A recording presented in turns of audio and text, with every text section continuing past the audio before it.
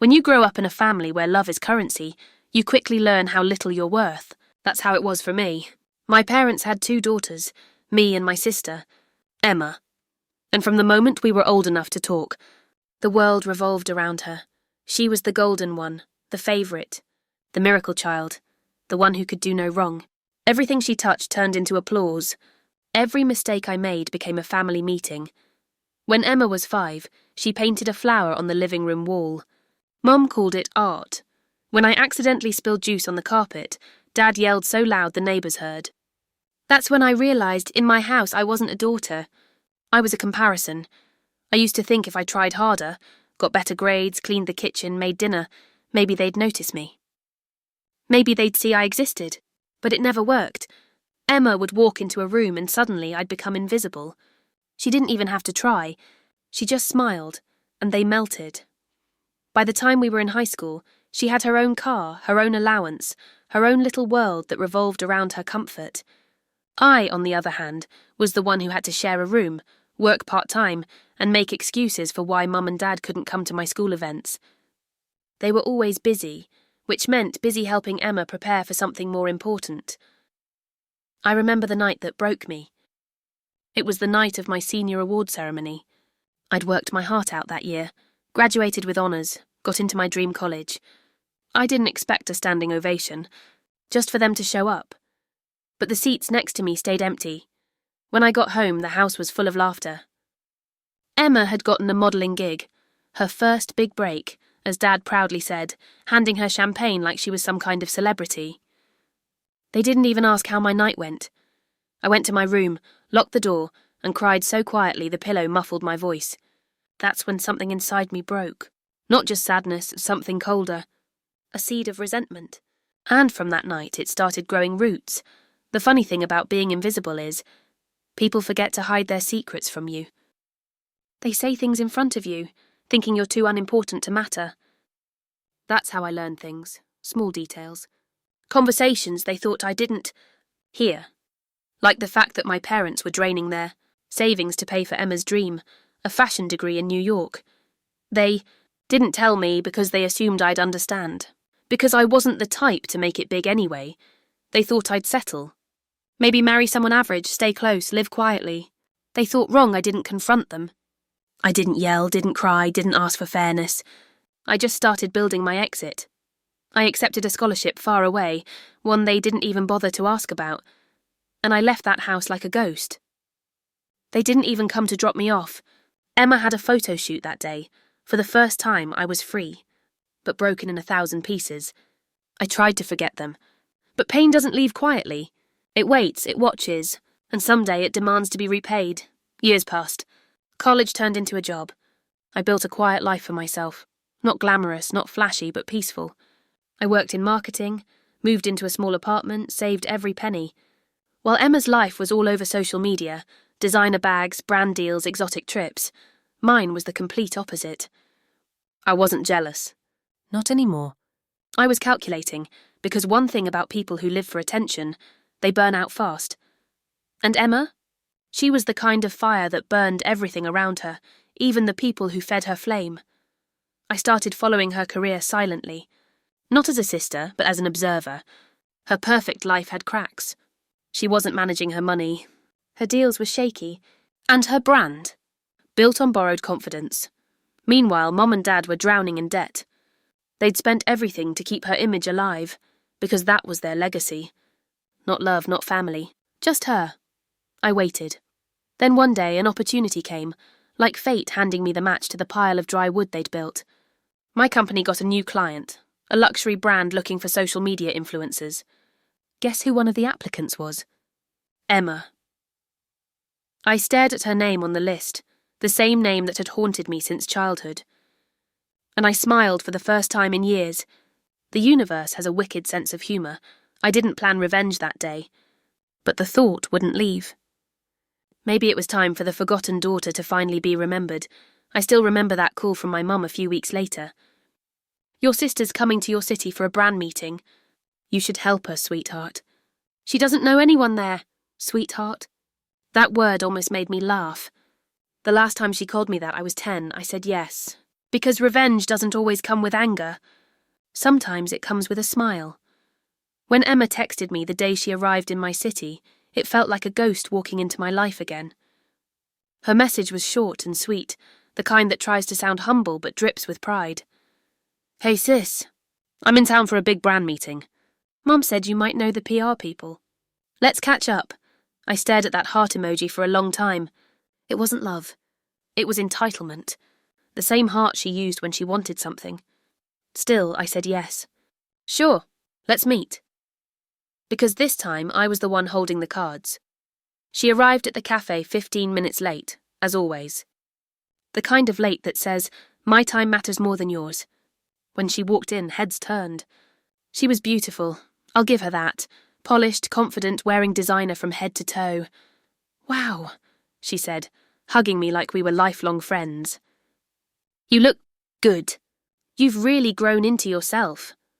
That's the thing about Emma. Every compliment came wrapped in a subtle insult. I smiled. "So have you." She ordered a latte she didn't touch and spent most of the time talking about herself, her brand, her followers, her struggles, her fans. The only time she asked about me was when she realised I worked in marketing. That's when her tone changed. "You know, my manager's been so bad lately. Maybe you could help me out. I just need someone smart to clean up my image before this new campaign." There it was. The ask. I nodded slowly. "I might be able to help." She leaned in, hopeful. "Seriously?" That would mean so much to me. I told Mum we're finally bonding again. If only she knew. The next week she sent me her brand files, her sponsorship lists, financials, press contacts, and influencer contracts. Everything. It was like she handed me her empire in a single email. And I studied every line of it. The deeper I went, the uglier it got. Her brand was built on fake numbers, inflated followers, paid comments, copied content. She wasn't successful. She was an illusion wrapped in filters. I didn't want to ruin her overnight. No, that would be too easy. I wanted to let the truth expose itself, piece by piece. To let her drown in her own lies, I started small. I introduced subtle inconsistencies in her brand data before forwarding it to the client. Just enough to raise questions. Then, I accidentally copied the client's audit team in an email chain she wasn't supposed to see. When they started checking her engagement stats, it didn't take long for red flags to appear. Her phone calls started coming more often after that.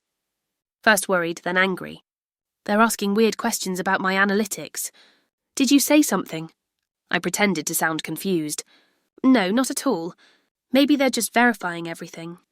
It's standard. And just like that, her foundation began to crack. A few weeks later, she showed up at my office unannounced. I hadn't seen her look that desperate since we were kids. Her perfect makeup couldn't hide the panic. "Everything's falling apart," she whispered, pacing my office. My manager dropped me, and the brand paused the campaign. They said something about data integrity. I leaned back in my chair, calm, collected. "I'm sure it's just a misunderstanding." She stopped pacing and stared at me, suspicious. "Why are you so calm? You always hated me. Are you enjoying this?" Her words hit like old wounds reopening. But I didn't flinch. "No, Emma," I said softly. "I just learned to stop reacting to chaos," she scoffed. "You've changed," I smiled. "No, I just finally learned what peace feels like." After she left, I sat alone in my office, staring at the city lights outside my window. For years, I thought revenge had to be loud, dramatic, messy. But no, the best revenge is silent. It's becoming everything they said you couldn't be, while they crumble under the weight of their own lies. Still, I wasn't done. Because Emma wasn't my only target. My parents had spent years funding her delusion while ignoring me. And now, their savings, their security, was tied up in her sinking brand. So when Mum called one evening crying, I knew the storm had reached home. "Sweetheart, can you help your sister? Everything she built is collapsing. Your father's worried we might lose the house. The same house where they once ignored me. The same living room where they toasted Emma's success, while I cried in silence upstairs." I took a deep breath. "Of course, Mum," I said gently. "I'll do what I can." But what I didn't say was, I already had. Over the next few months, Emma's reputation continued to spiral. The brand deals dried up, Her followers turned against her. Rumours of fake engagement spread like wildfire. She posted desperate videos online, crying, begging for understanding. My parents sold their car to help her recover. They called me every week asking for advice. And I gave it. Polite, distant, careful advice that helped no one. It wasn't hatred anymore. It was balance. The universe, finally evening the scale. But something unexpected happened then. I didn't feel as good as I thought I would. The revenge I'd dreamt about for years didn't taste sweet. It tasted hollow, empty. Watching them suffer didn't heal me. It just reminded me how broken I still was, so I decided to do something even colder, something that would hurt them more than anything else. I decided to move on. I stopped answering their calls, stopped checking Emma's social media. I focused on myself, on building a future where their names meant nothing, because the real revenge isn't destruction. It's indifference. It's becoming so untouchable that they can't even reach the version of you they once ignored. Then one morning, I got an email.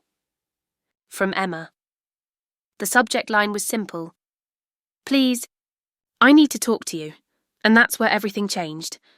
The email from Emma sat unopened in my inbox for 3 days.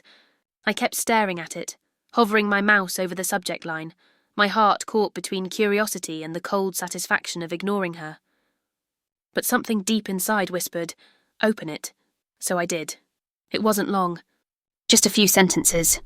I know you hate me, but I have no one else to turn to. Everything's gone, and Mum and Dad won't talk to me anymore. Please, I just need to see you once. I leaned back in my chair and let out a slow breath. The girl who had once ruled the family, the one who had everything handed to her, was finally alone. And I couldn't lie, a part of me wanted to see her fall, but another part wanted to understand how it all crumbled so fast. We met at a quiet park on a grey afternoon. She looked nothing like the glamorous girl I remembered. Her hair was dull, her clothes plain, and her eyes, those proud, sparkling eyes, were hollow. She was holding her phone like it was her lifeline, her hands trembling.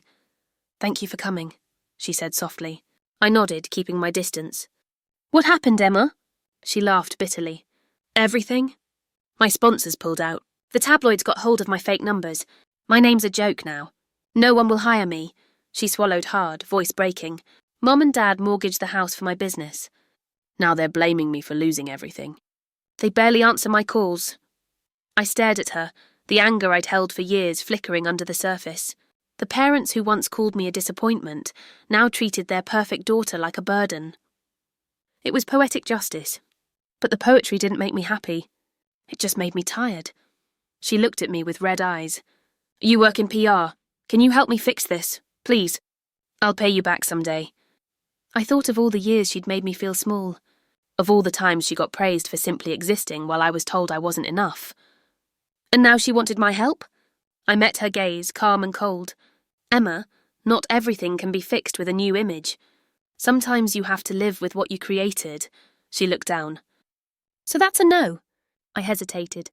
"I think you need to stop trying to fix how people see you and start fixing who you are." Her face crumpled, and for the first time I saw the real Emma, scared, lost, and painfully human. After that day, she didn't contact me for weeks. Then one morning I got a call from Mom. Her voice was shaky. "Your sister's been admitted to the hospital." My heart dropped. "What happened?" She fainted at her apartment. "Stress, malnutrition, maybe worse. I don't know." "She hasn't been eating." I sat there frozen, the phone pressed to my ear. For years I had wanted her to feel the pain I felt, but not like this. Not literally falling apart. When I went to the hospital, she was asleep, pale and thin, IVs running through her arms. The sound of the heart monitor echoed in the room, slow and steady. Mum was sitting beside her, crying quietly. When she saw me, her tears turned to guilt. "I don't know what happened to us," she whispered. "We just wanted her to be happy. We wanted both of you to be happy." I almost laughed. But instead I said, "No, you wanted her to be perfect. And you wanted me to disappear." She didn't respond. She just lowered her head, ashamed. In the following weeks I visited often. Emma barely spoke. She'd lost everything. Her followers, her income, even her friends. The people who used to surround her when she was shining were nowhere to be found when her light went out. One evening, she finally looked at me and said, "Do you ever wish we could go back?" "Back to what?" I asked. "To before everything got so messed up." I thought about it. About the little girls we used to be. One adored, one forgotten. "No," I said finally, "because back then you didn't even see me." She nodded slowly. "You're right. I didn't. I was so busy trying to be perfect that I never realised how fake it all was. That was the moment I saw the shift, the first real sign of humility I'd ever seen in her. For the first time, she wasn't the golden child. She was just my sister. Flawed, fragile, real. Meanwhile, my parents were drowning in guilt and denial. Dad called me one evening, his voice uncharacteristically soft. "I guess we made a lot of mistakes," he said. "We thought we were doing what was best." I didn't hold back. "You made one child feel like a god and the other feel invisible. That's not love, Dad, that's favoritism." There was silence on the line. Then, in a low voice, he said, "We know, and we're sorry. I didn't say I forgive you, because I wasn't ready. Some wounds take more than words to heal." Over time, Emma began to recover. She moved back home temporarily, started therapy, and deleted her social media. Mom started cooking dinner for the four of us again, like we were trying to pretend nothing had happened. But there was a quiet tension at every meal, the kind that only exists when truth has finally come to light. Dad would look at me sometimes with a strange mix of pride and regret. Maybe he finally saw what I'd become, not the failure they once called me, but the survivor they never expected. One evening, Emma came into my room holding a box. "I found this in Mum's closet," she said. "It's all your old report cards and awards." "She kept them." I frowned. "She never mentioned them." "She said she couldn't throw them away," Emma whispered. "Even if she didn't show it, she was proud of you." I took the box and opened it. Inside were every little thing I'd ever achieved. Yellowed papers, dusty medals, certificates from school. And just like that, all those years of pain felt lighter. It didn't erase what they'd done, but it reminded me that even in silence, maybe there was a trace of love. That night, I sat on my bed, staring at the box. For the first time, I didn't feel like the forgotten daughter anymore. I felt like someone who had survived the storm, not through revenge, not through anger, but through endurance. And maybe that was the truest revenge of all, living well, while the people who broke you finally realize what they lost when they ignored you. But the story didn't end there. Because a year later, the universe tested me one last time, when Emma got another chance to rise. And she asked me to stand beside her. After the court ruling, everything changed, but not in the way anyone expected. When the judge ordered that the property be split fairly between me and my sister, my parents' faces twisted with disbelief. My mother gasped. My father clenched his jaw so hard I could see the muscles twitch. And my sister? She broke down in tears, not because she lost, but because she finally realised I wasn't the quiet little pushover they'd spent years walking over. As we walked out of the courtroom, my mother muttered under her breath, "You've embarrassed us." I stopped, turned around slowly and said, "No, you embarrassed me so for years. I'm just done playing along." That night I didn't go home. I checked into a hotel, and for the first time in years I slept peacefully. No guilt, no tension, no pretending everything was fine. The next few weeks were chaotic. My parents tried to turn everyone against me, relatives, family friends, even old neighbours. They told everyone I had turned on my own family for money. But it didn't work the way they hoped. Because people started asking questions. Why would a daughter take her parents to court unless something serious had happened? Why did my sister end up with everything while I was left with nothing? And slowly people began to see the truth. I didn't respond publicly. I didn't argue with them or defend myself. I let silence do the talking. Because the moment you stop chasing validation from people who never gave it willingly, you win a different kind of freedom. A month later, I received a message from my sister. It simply said, "Can we talk?" Part of me wanted to ignore it. But curiosity won. We met at a quiet cafe downtown. She looked different, tired, almost hollow. Her confidence was gone. She started talking before I could even order a drink. "Mom and Dad? They're not talking to me either. They're angry that I didn't handle you better. I raised an eyebrow. Handle me? She sighed. You know what I mean. They said I should have convinced you to back off, that I should have used our bond. I stared at her for a moment, then said, So that's what our bond was to them. Leverage.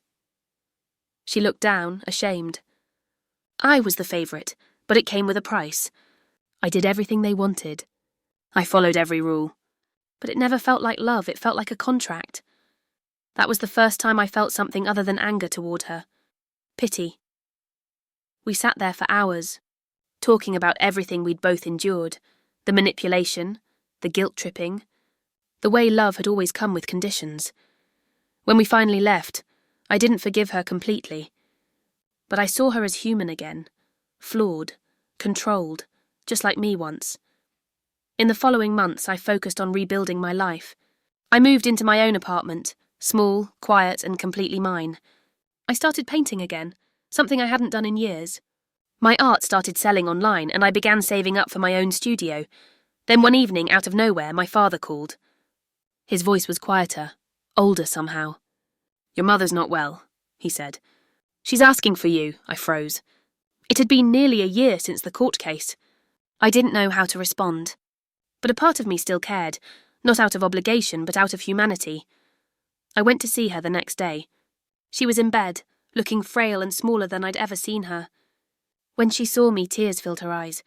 I was wrong, she whispered. I thought I was protecting you by being hard on you. I didn't realise I was destroying you.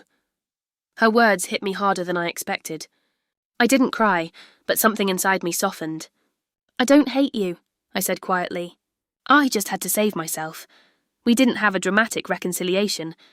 There were no hugs or movie-perfect moments. But there was truth, raw, uncomfortable truth, and that was enough. Over time, my relationship with my sister healed a little more. We still kept our distance, but there was mutual respect now. We'd both learned the hard way that family doesn't mean loyalty at all costs. It means honesty, even when it hurts. Then one day, I received a letter. It was from a lawyer, my parents' new will. My share had been restored, not out of guilt, but acknowledgement. And written at the bottom in my father's handwriting were 6 words that changed everything. You were right to fight back. I didn't know whether to laugh or cry, but I felt something I hadn't felt in years. Peace. Months later, I stood in front of my new art studio, the key warm in my hand. I thought about the girl I used to be, quiet, desperate for approval, constantly trying to earn love that should have been unconditional. And then I thought about the woman I had become, strong, independent, unafraid to speak up. Sometimes revenge isn't about destroying the people who hurt you. It's about rebuilding yourself so beautifully that they can never break you again. Because the truth is, I didn't win by taking them to court. I won the day I stopped letting their opinions define me. As I hung the first painting in my studio, a portrait of a woman standing in the rain, eyes closed, head lifted toward the sky, I smiled. It wasn't anger that fueled me anymore. It was freedom. And if I could go back in time to that broken girl sitting in her childhood room, feeling invisible, I'd tell her one thing. They'll regret underestimating you. But more importantly, you'll stop underestimating yourself. It's been 3 years since that storm of betrayal, silence, and courtroom battles. 3 years since I decided that the best revenge wasn't in destroying my parents or sister. It was in rebuilding myself from the ground up. My art studio, Phoenix Frame, had become my sanctuary. Every canvas was a confession, anger, grief, forgiveness, all poured into colour. People started connecting with it. They saw something real in my work, resilience.